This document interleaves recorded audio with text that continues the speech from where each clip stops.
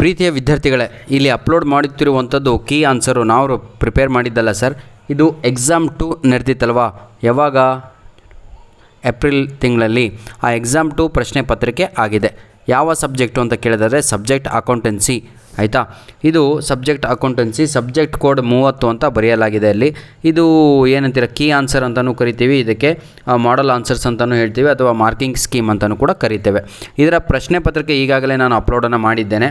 First question paper upload ಮಾಡಿ ನಂತರದಲ್ಲಿ ಬಹಳ ಜನ ಕೀ ಆನ್ಸರ್ ಬೇಕು ಅಂತ ಹೇಳಿದ್ದಕ್ಕಾಗಿ ಕೀ ಆನ್ಸರ್ ಕೂಡ ಅಪ್ಲೋಡನ್ನು ಮಾಡಿ ಕೊಡ್ತಾ ಇದ್ದೇನೆ. ಧನ್ಯವಾದಗಳು ಪ್ರೀತಿಯ ವಿದ್ಯಾರ್ಥಿಗಳೇ. ಈ ಒಂದು ಪ್ರಶ್ನೆ ಪತ್ರಿಕೆ ಹಾಗೂ ಉತ್ತರ ಪತ್ರಿಕೆಯನ್ನು ನಮಗೆ ನೀಡಿರುವಂಥ ನಮ್ಮ ಕಿಶೋರ್ ಸರ್ ಅವರಿಗೆ ಧನ್ಯವಾದಗಳನ್ನು ತಿಳಿಸ್ತಾ ಇದ್ದೇನೆ. God bless you sir. ಮುಂದಿನ ದಿನಗಳಲ್ಲಿ ಇದೇ ರೀತಿಯಾಗಿ ಹೆಲ್ಪ್ ಇದ್ದರೆ ಇದರಿಂದ ಏನು ರೆವಿನ್ಯೂ ಜನ್ರೇಟ್ ಆಗಲ್ಲ ನಮಗೆ. ರೀಸನ್ ಇಷ್ಟೇ, ಆಲ್ ಓವರ್ ಕರ್ನಾಟಕ ನಮ್ಮ ಪ್ರೀತಿಯ ವಿದ್ಯಾರ್ಥಿಗಳು, ನಮ್ಮ ಸಬ್ಸ್ಕ್ರೈಬರ್ಗಳು, ನಮ್ಮ ಯಾರು ಫೇಲ್ಯೂರ್ ಸ್ಟೂಡೆಂಟ್ಸ್ಗಳು, ನಮ್ಮ ವೀಕ್ ಸ್ಟೂಡೆಂಟ್ಸ್ಗಳು, ನಮ್ಮ ಇಂಪ್ರೂವ್ಮೆಂಟಿಗಾಗಿ ಹೊಡೆದಾಡುತ್ತಿರುವ ಮಕ್ಕಳಿಗೆ ಎಲ್ಲರಿಗೂ ಕೂಡ ಹೆಲ್ಪ್ ಆಗಲಿ ಅಂತ ದೃಷ್ಟಿಕೋನದಿಂದನೇ ಎಲ್ಲ ವೀಡಿಯೋಸ್ಗಳನ್ನು ಅಪ್ಲೋಡನ್ನು ಮಾಡುತ್ತಿರುವಂಥದ್ದು. ಸಮಯದ ಅಭಾವದ ಕಾರಣ ಪ್ರೀತಿಯ ವಿದ್ಯಾರ್ಥಿಗಳೇ, ತಾವುಗಳು ಇದೇ ಕೆಲಸವನ್ನು 15 ದಿನಗಳ ಹಿಂದೆ ಕೇಳಿದರೆ ಅದನ್ನು ಅಪ್ಲೋಡನ್ನು ಮಾಡಿ ಕೊಡ್ತಿದ್ದೆ.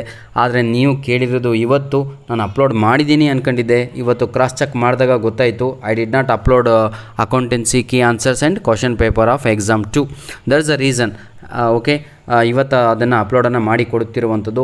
ಪ್ರೀತಿಯ ವಿದ್ಯಾರ್ಥಿಗಳೇ, ಈ ಎಲ್ಲ ಕೀ ಆನ್ಸರ್ಗಳನ್ನು ತಾವುಗಳು ಒಂದು ಕಡೆ ಸೈಡಿಗೆ ಇಟ್ಬಿಟ್ಟು ಬರೇ ಪ್ರಶ್ನೆ ಪತ್ರಿಕೆಯನ್ನು ಡೌನ್ಲೋಡ್ ಮಾಡಿಕೊಳ್ಳಿ. ಕ್ವಶನ್ ಪೇಪರ್ ಕೂಡ ಅಪ್ಲೋಡನ್ನು ಮಾಡಿದ್ದೇನೆ.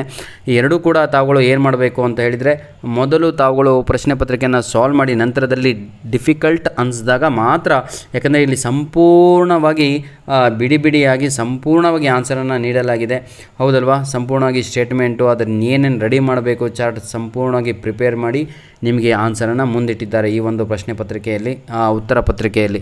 ಹಾಗಾಗಿ ಪ್ರೀತಿಯ ವಿದ್ಯಾರ್ಥಿಗಳೇ, ದಯವಿಟ್ಟು ಎಕ್ಸಾಮ್ 3 ಬರೆಯುತ್ತಿರುವ ವಿದ್ಯಾರ್ಥಿಗಳು ಎಕ್ಸಾಮ್ ಆದ ತಕ್ಷಣ ನಮ್ಮ ಮೇಲ್ ID ನಮ್ಮ ಡಿಸ್ಕ್ರಿಪ್ಷನ್ ಲಿಂಕಲ್ಲೇ ಕೊಟ್ಟಿರ್ತೇನೆ, ಅಲ್ಲೇ ಡಿಸ್ಕ್ರಿಪ್ಷನ್ ಬಾಕ್ಸಲ್ಲೇ ಇರುತ್ತೆ ಮೇಲ್ ID.